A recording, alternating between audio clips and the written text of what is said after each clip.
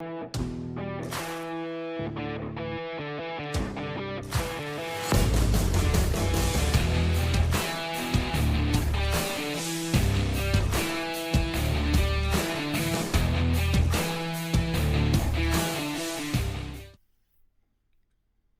everyone, welcome back to Collecting Nolan. This is Russ, and it's that time of the week where we look at the top selling Nolan Ryan cards on eBay. But before we get started doing that, I just wanted to make two quick announcements. The first one, if you watched last week's episode, you remember watching that the number one card was a $132,500 card, SGC 9 Nolan Ryan rookie. And if you remember, I couldn't tell if it was like a real card or not because the SGC number wasn't, the cert number wasn't matching up. So I did contact SGC and I asked them, and they actually did answer me. I was a little bit surprised. They said, no, that's legit. The card picture that they used was an old card with an old cert number. And so like the new one, so that cert number wasn't valid anymore. So the actual card does have the new cert number on. So, pretty cool that SGC answered me because I wasn't the seller or the buyer. So like they really didn't have to answer me if they didn't want to, but I thought it was cool anyway. And then secondly, I don't know, I think everybody went to the National this week because putting together this week's list was rather difficult. There was hardly any sales, minus like the top couple sales, but like I was digging deep to get a top 10 sales list this week. So hopefully a lot of you were able to go to the National and buy up all the Nolans. But I did not go, of course. But watching all the videos, it looks like everyone had a good time. Looks like it was a successful National, so that's cool. But with that, let's go ahead and get started and look at this week's list. Number 10. And unbelievably bringing up the rear of this list for this week is the 1968 Topps Milton Bradley number 177 Jerry Koosman and Nolan Ryan rookie card with a miscut qualifier that sold for $625. I don't know if this is really a miscut or not, as the Milton Bradleys often have the white stripe on the left-hand side of the card.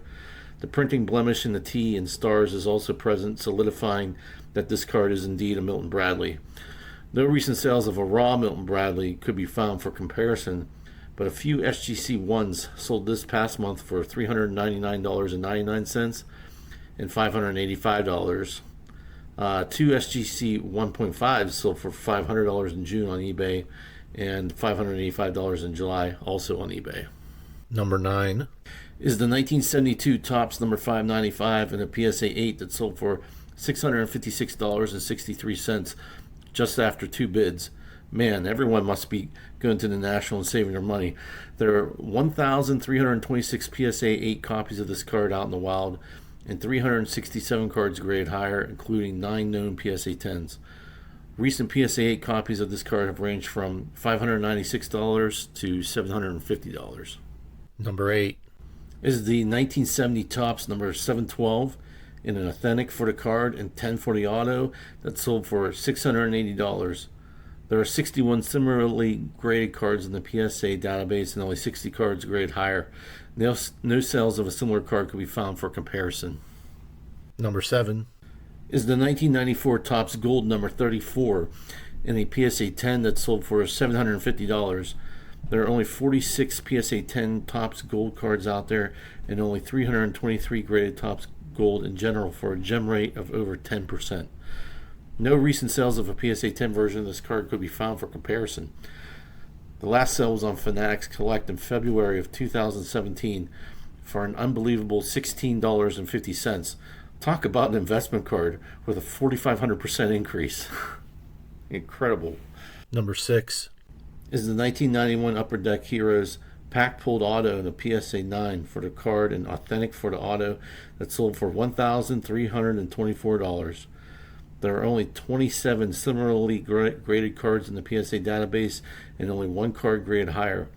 No recent sales of a PSA 9 for this card could be found for comparison. A PSA 8 for this card and 10 for the auto sold 2 weeks ago for $1,200. Number 5 is the 1969 Topps number 533 in an SGC 8 that sold for $1,475. There are 86 SGC 8s of the 1969 Topps Ryan out there, and only 37 grade higher.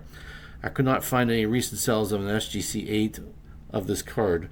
The most recent sale occurred in August of 2023 for $1,100. Of note, two recent sales of a PSA 8 were $2,125 and $2,787.62, both in July of this year and both on eBay. Number 4 is the 2022 Topps Sterling Dual Auto Relic, red out of 5, and a BGS 8 for the card and 10 for the auto, that reportedly sold for $2,500. I couldn't verify the sale on 130 Point, so I'm not sure if it actually happened. 2022 Topps Sterling was released in 2 card boxes. Nolan had 9 cards in this set, including this dual auto relic and a triple auto relic with Mike Trout and Rod Carew. Number 3 is the 1985 Topps Tiffany number 760 in a PSA 10 that sold for $2,770. There are 48 PSA 10s of this card in existence and only 660 Tiffany's grade in total. The most recent sale of a PSA 10 was on July 20th for $2,850. Number 2 is the 1986 Topps Tiffany number 100 in an incredible PSA 10 that sold for $8,100.